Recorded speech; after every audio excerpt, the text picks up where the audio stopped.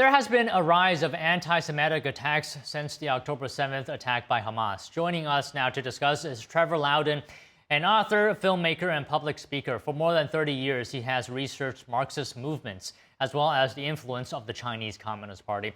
So Trevor, it's always to have you on the show. So a new report shows that there were nearly 2,000 anti-Semitic incidents in the first half of 2024, with a spike following the October 7th Hamas attack.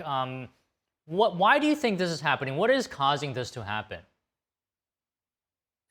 Well, it's been driven by several things, and obviously the events in the Middle East are a big part of this. Now, what is happening here is the Chinese, the Iranians, the Qataris, and the Russians want to bring down Israel.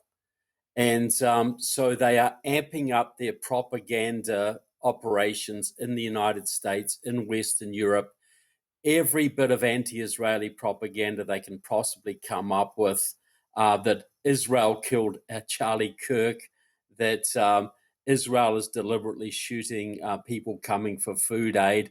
All of these propaganda points are being amped up, and you'll find the sources of them are basically Qatari-backed websites, Russian-backed websites, Iranian-backed websites, etc.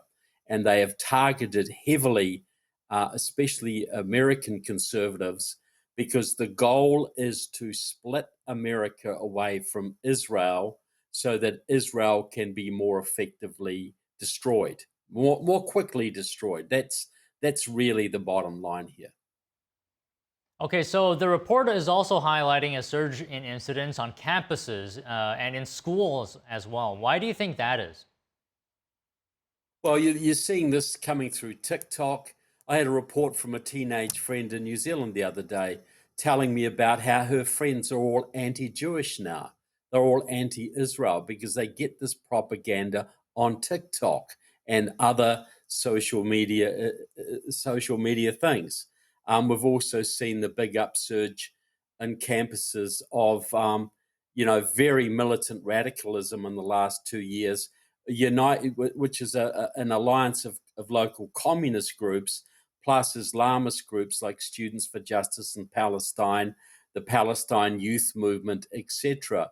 So there's a very strong propaganda campaign for the left, which is coming out through social media, through TikTok, etc., to make people hate Jews, hate Israel, etc.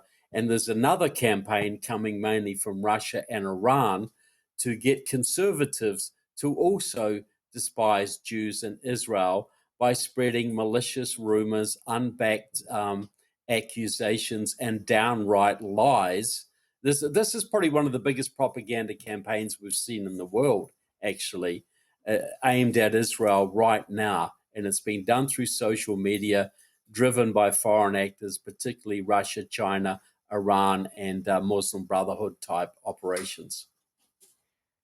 So Trevor, you're saying these anti-Semitic incidents is a result of propaganda, whether it's from China or another country. Would it be correct to say that then these incidents are not actually organic, in the sense that if we didn't get propaganda from China, then these events in the Middle East would not translate into anti-Jewish sentiments in Western societies?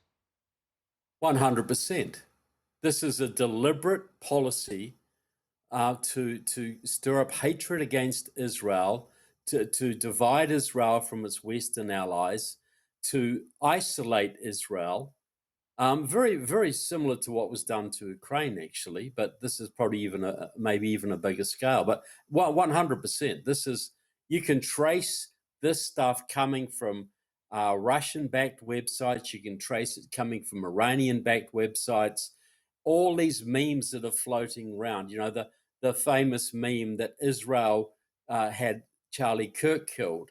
Well, you can trace it all back to Russian websites, but it is amplified by mainstream American, by American conservatives and others, without much fact checking going on. But that is the origin of the stuff. It's no accident that October 7th is Putin's birthday right now today, and that Hamas called Vladimir Putin their best friend. This is no accident whatsoever.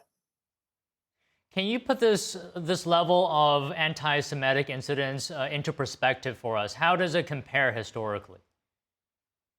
Well, it's really, we haven't seen this since World War II. This is happening in every Western country, but particularly Western Europe and the United States. There's a massive campaign um, harnessing, there's always been this undercurrent of anti Semitism, anti Jewish feeling in certain countries, and that's been amplified. But what is happening now, it has been pushed into American and Western conservative movements who've traditionally been pro Israel. And you're finding it also seeping into the American evangelical movement, which has really been more pro Israel than many American Jews have been. So, yeah, but this is at historic levels, but it must be understood in terms of an international propaganda campaign very easily traced back to Russia, Iran, China, and Muslim Brotherhood entities. It is not hard to find the source of this stuff.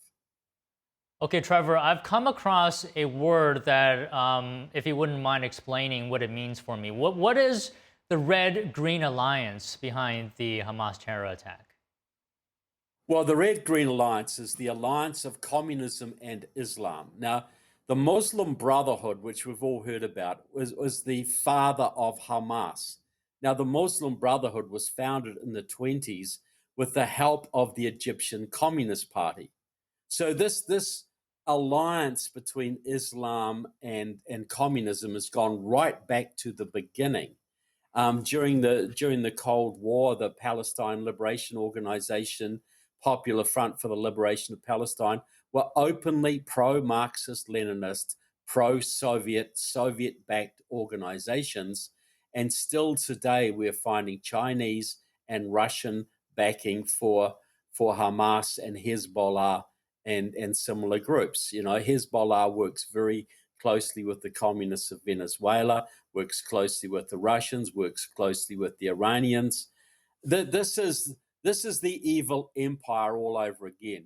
This is Russia, China, Iran, North Korea, Cuba, Nicaragua, all of Venezuela, all of these countries on the left-hand side of the axis, and their biggest targets are, of course, Israel, Ukraine, Taiwan, and the United States, which is why we have so much propaganda out there today, because these countries can't really win militarily. They can only win by dividing the West, by dividing NATO, by dividing America from Israel, by dividing Canada from the United States, all of this kind of thing, Taiwan from America. This is why we're seeing, and back in the old Soviet days, they were experts at disinformation, but they had to plant stories in newspapers. Now they just put them on the internet. Now they can put something on the internet at 2:00 from St. Petersburg, and it's all over America by 5:00 that night. They have hundreds, if not thousands, of people sitting in rooms coming up with fake news stories, often using real, the logos of real newspapers, fake news stories, and pumping it out 24/7. And if you know what to look for, it's very easy to identify. But most Americans are not trained in this. Most Americans, most Westerners don't really dig deep into the sources. And so this is the war against the West now is much more to do with disinformation. The Russian-Chinese war is much more to do with disinformation right now, setting us up for the kinetic stage later. And Israel right now is in the crosshairs. Israel is the number one target. They need to split Israel from the West. Israel is a very valuable Western ally. If they can destroy Israel, they control the Middle East. They control the Suez Canal. That will be a major victory for the international, for the what would you call it, the evil empire, Russia, China, Iran, etc. That is one of their main targets right now. How would you say the Trump administration has approached countering anti-Semitism domestically and abroad? Well, they're doing it with things like, they are sanctioning universities who allow anti-Semitism and anti-Jewish and anti-Israel feelings and protests on their soil, which is great, which is good. But the real source of this is Russia, Iran, China, Qatar, etc. And so the Trump administration is being tougher with Russia than it was, I must say, but it's still not very tough on China, and actually wants to do deals with Qatar, which is one of the main homes of the Muslim Brotherhood, and it is holding Israel back from finishing Hamas off. So I think the Trump administration's doing some things right here, but it's not getting to the root of the problem. The root of the anti-Semitic problem, which is seeping into the Republican Party, into the MAGA movement, into the evangelical churches of America, is allowing foreign propaganda to flood the internet completely unchecked. That is the real source of the problem, and that's not being addressed.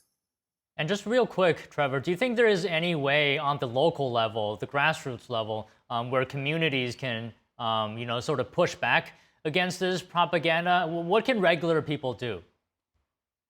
Well, regular people can fly Israeli flags. Regular people can counter disinformation on the internet. Regular people can stand up courageously, because if you take a pro-Israel stand on the internet right now, you're going to get hammered.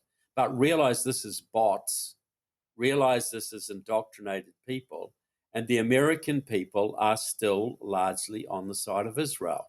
So, we got to be brave and courageous. And that's the thing that is most lacking now. People get intimidated when they get hammered on the internet or hammered on Facebook for saying something truthful or questioning the propaganda narrative. And so I would support these initiatives. You could hold local rallies, like the Ukrainian people have held rallies in support of Ukraine. You can hold, the Jews should be out there right now holding pro-Israel rallies. Absolutely. But then the problem is, in certain cities, you'll get left-wingers attacking them, and the local police will do nothing about it.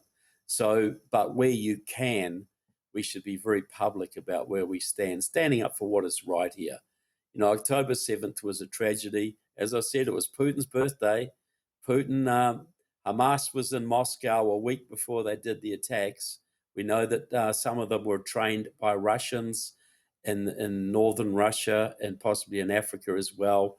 So we need to understand this is not about anti-Semitism. This is about the global play of the evil empire versus the free West.